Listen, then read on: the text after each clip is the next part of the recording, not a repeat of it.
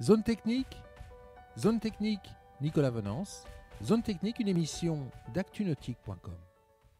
Bonjour et bienvenue à vous sur Zone technique. Alors aujourd'hui sur Zone technique, je vous propose de monter à bord de ce Cap Camara 12.5 WA, le flagship de la gamme du chantier vendéen, pour nous intéresser au système de commande et des moteurs et de manœuvre de ce bateau développé par Yamaha, avec Xavier Angelbert, responsable technique régional chez Yamaha Marine France. Xavier, bonjour. Bonjour Nicolas. Alors aujourd'hui, on va parler rigging, Xavier. Un terme anglo-saxon qui n'est pas forcément clair, parce qu'en fait, ça reflète aujourd'hui énormément de choses dans la gestion des moteurs, mais également dans la commande du bateau. Oui, tout à fait. Il y a un ensemble d'équipements qui permet d'avoir le contrôle de la motorisation et du bateau. Ça, c'est nouveau, parce qu'il y a quelques années, quand on parlait de rigging, en fait, c'était simplement ce qui permettait de connecter la manette des gaz au moteur. Voilà, ça se composait simplement du boîtier de commande et de l'instrumentation. Alors aujourd'hui, chez Yamaha, ça se compose de quoi, ce rigging ? En fait, il y a plusieurs éléments. Il y a bien évidemment le boîtier de commande, qui est un boîtier de commande électronique, avec un certain nombre de fonctionnalités. Un capteur de barre électromagnétique, parce qu'on a la direction électrique, 100% électrique. Un panel de contrôle pour l'autopilote. Et un joystick avec un certain nombre de fonctionnalités aussi. Alors on va tester et découvrir l'ensemble des fonctionnalités du rigging Yamaha. On a 3 beaux moteurs au tableau arrière de notre bateau là. Parlez-nous de ces moteurs. Oui, on a 3-4 litres 2 des V6, dernière génération, magnifique, c'est vrai. Extrêmement coupleux, très puissant et très efficient. Leur couleur est magnifique. Blanc nacré. Blanc nacré, couleur spécifique à Yamaha. Exactement. Alors, on va démarrer le moteur. Alors, comment on démarre le moteur avec ce système de commande ? On vérifie qu'on a bien le coupe-circuit, bien évidemment. On va le mettre. Après, nos commandes sont au point mort, on le voit ici. Neutral, neutral, neutral. Et à ce moment-là, on a le choix entre démarrer soit séparément porte, centrale, starboard, ou un démarrage séquentiel, donc c'est simplement par impulsion. Bam, bam, bam. Et voilà, c'est fait. Le bruit est très beau. Chaque moteur démarre l'un derrière l'autre à 5 secondes d'écart. Voilà. C'est quoi l'intérêt Ne pas tirer trop sur les batteries, sur tout le système. Super simple. Voilà. Alors maintenant, on va gagner l'avant-port de Cannes, puisqu'aujourd'hui nous sommes à Cannes, et puis on va découvrir l'ensemble des fonctionnalités du rigging GAM. Oui, mais juste avant, on va se mettre en sécurité, pendant que ça chauffe, pendant qu'on s'occupe des boots, etc. Donc on va activer le maintien au point mort, ce qui fera que je peux activer mon boîtier. Il ne se passera rien le temps que je me prépare. Et ensuite, je pourrai désactiver et je récupérerai ma sélection de marche. Ça, c'est vraiment génial, cette sécurité. Ça évite plein de mauvaises surprises. Oui, voilà. À tout de suite. Voilà, à tout de suite. Par les miracles du montage, nous venons tout juste de larguer les amarres. Voilà, on s'éloigne du bateau à couple. Je rejoins un Xavier pour continuer notre explication de texte. Donc là, on a engagé le joystick, bouton bleu actif. Je me dégage de ma place en engageant simplement.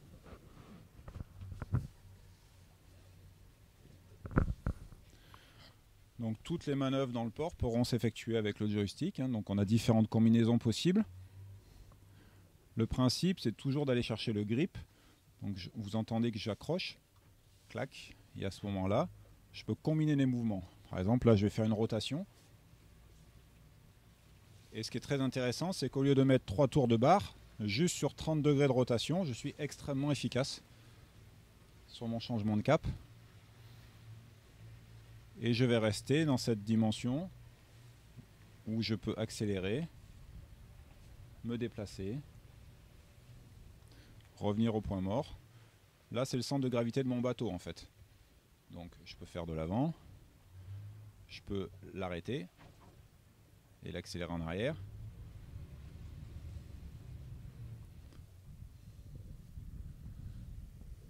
Je peux modifier la poussée ici avec plus ou moins.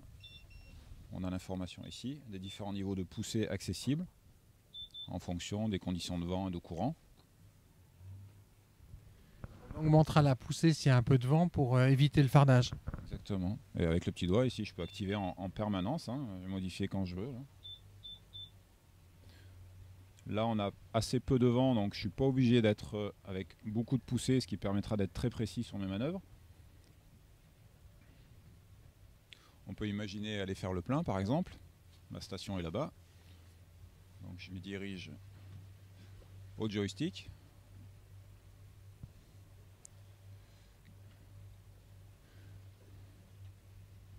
C'est vraiment idéal au port, ça, hein. Ça change tout par rapport à la facilité de conduite du bateau. Oui, complètement. On imagine qu'il y a du monde, donc on va se mettre en attente. Donc ça s'appelle l'ancre virtuelle. Donc je vais me positionner. Ici, là, stay point, c'est l'ancre virtuelle. Donc je vais demander au système d'enregistrer mon point GPS. On est informé que le point de localisation est actif. Et donc là, par exemple, il me fait une petite marche arrière pour me remettre sur le point où j'ai activé l'ancre virtuelle. C'est pour ça qu'il est important d'arrêter l'embarcation avant d'engager le point, parce que sinon, avec l'air, il va devoir faire une grosse marche arrière pour nous ramener au point. Donc là, on est en position. Il va stabiliser l'embarcation. Et ce qu'il faut savoir, c'est qu'on peut aussi pondérer cette position. C'est-à-dire que je suis actif sur mon maintien de position, mais je vais pouvoir lui dire déplace-toi. Donc là, déplace-toi de 3 mètres sur tribord. Donc je vais le faire 2 fois, histoire que on voit le déplacement par rapport à la cible initiale. Et donc en fait, chaque pression, c'est 3 mètres. Oui, en latéral. Donc là, il va engager le fait de se déplacer. C'est parti. Donc là, c'est très fin, c'est difficile à percevoir sûrement à la caméra, mais on est en train de se déplacer. Donc ça, c'était un déplacement latéral. Mais je peux aussi changer l'orientation de mon bateau avec un twist. Donc un clip à droite, plus 5 degrés. Encore plus 10, plus 15, plus 20. Et donc vous verrez que là, l'embarcation va basculer sur tribord. Alors le nez là, il va y aller tout seul. On bascule tranquillement. Donc je suis en encre virtuelle, mais je peux quand même pondérer mes positionnements grâce au joystick.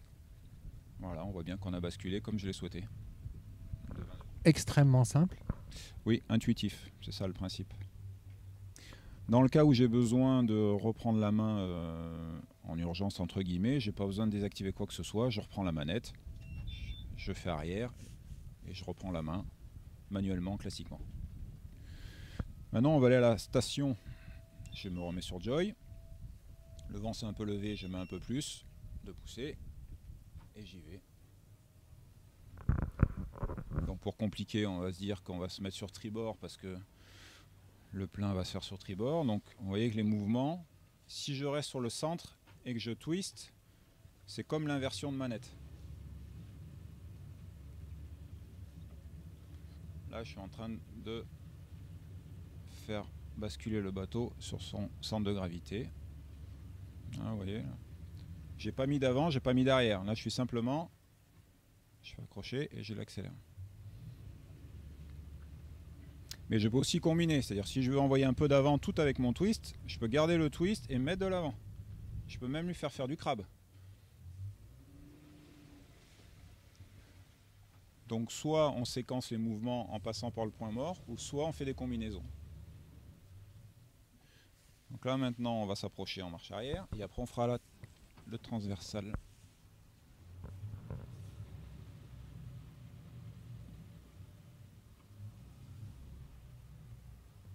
Je vais baisser la poussée parce qu'il est un peu rapide. Et là ce qu'on va faire, c'est qu'on va l'approcher. On lui fait faire le latéral qui est si pratique.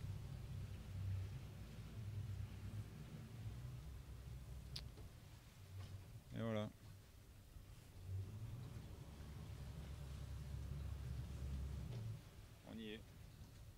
On a ponté.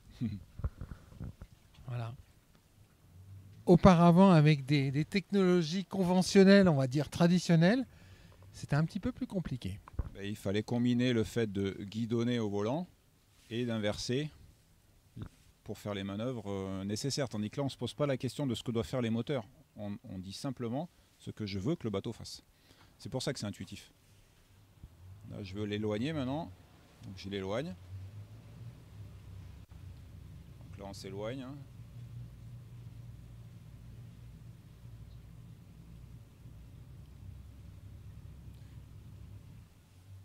Je mets avant.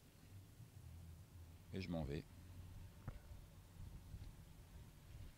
Alors, chers amis, là, je crois que maintenant, vous êtes tous convaincus derrière vos écrans que le joystick, c'est quand même quelque chose d'assez grandiose hein, dans la gestion des manœuvres de port et la facilitation de ces manœuvres de port. Alors, on va rester dans cet avant-port de Cannes pour continuer notre découverte des différentes fonctionnalités de ce rigging Yamaha. Parce que le joystick, ce n'est pas qu'un joystick, c'est aussi un outil qui va fonctionner avec le pilote automatique. Donc, par exemple,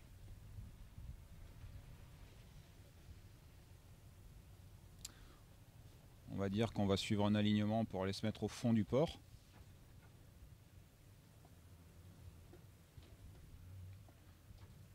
Donc là, je vais quitter le mode joystick.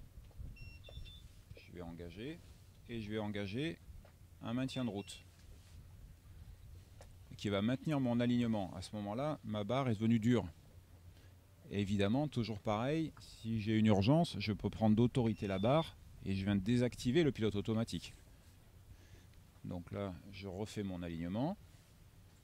Je vais activer mon maintien de route, c'est-à-dire sur le fond, qui n'autorise pas la dérive. Mon pilote est devenu actif. Donc je suis au 3,40 à peu près. Et ensuite, je peux pondérer ici. C'est-à-dire que je peux lui dire, je veux aller avec beaucoup plus de tribord. Donc à ce moment-là, on voit le décalage de ce que j'ai demandé là où je suis, jusqu'à ce qu'il me le récupère. Donc effectivement, le joystick, c'est aussi un outil de commande. Complètement. Voilà, j'ai envoyé beaucoup de tribord. Alors je vais mettre plus de réactivité de direction. Pareil avec ce plus. Et là, on voit bien que l'embarcation est en train de tourner sur tribord. Alors on est très lent, donc forcément mais elle y va. Voilà, on est en train d'envoyer sur tribord, vous le voyez là, clairement. Et donc ma cible est au 355. Donc je suis en train de rejoindre le 355, ce qui est fait. Et je reprends d'autorité la barre. Ou je me remets, si je souhaite, en joystick. Pour passer en joystick, si la fonction clignote, c'est qu'en fait les conditions dans lesquelles je le demande n'est pas accessible. Pourquoi? Parce qu'en fait je ne suis pas au point mort, je suis engagé. Donc je me remets au point mort, et à ce moment-là, mon joystick se remet en fonction, et je peux à nouveau naviguer, enfin me déplacer dans le port au joystick.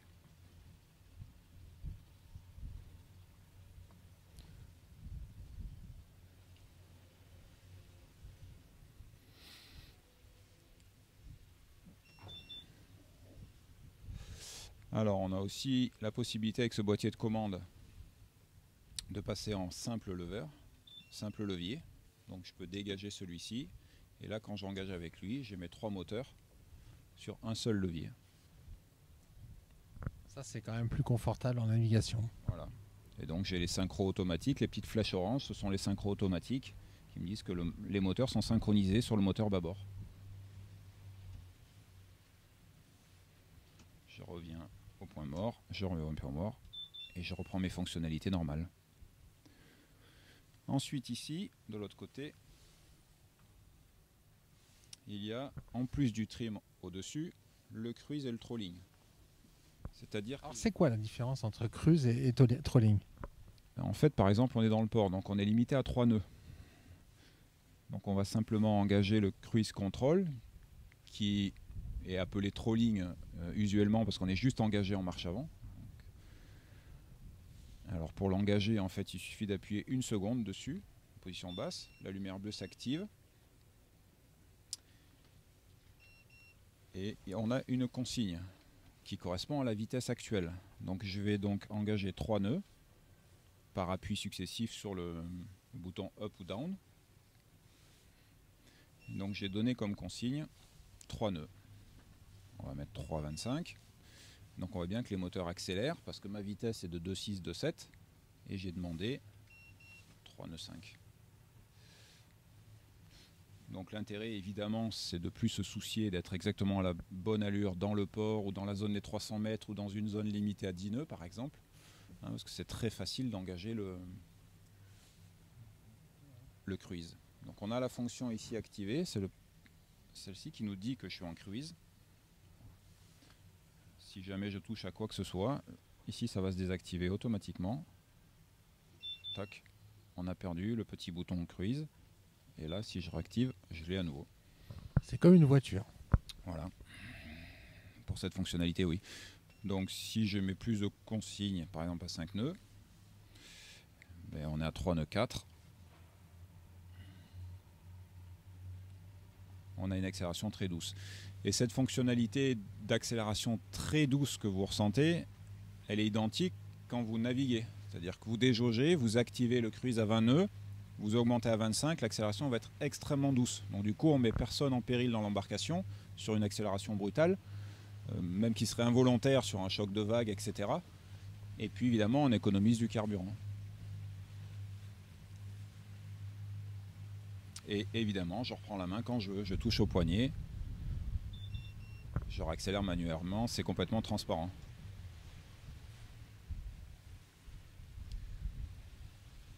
La direction électrique, elle, a aussi un certain nombre d'avantages, en dehors de la souplesse.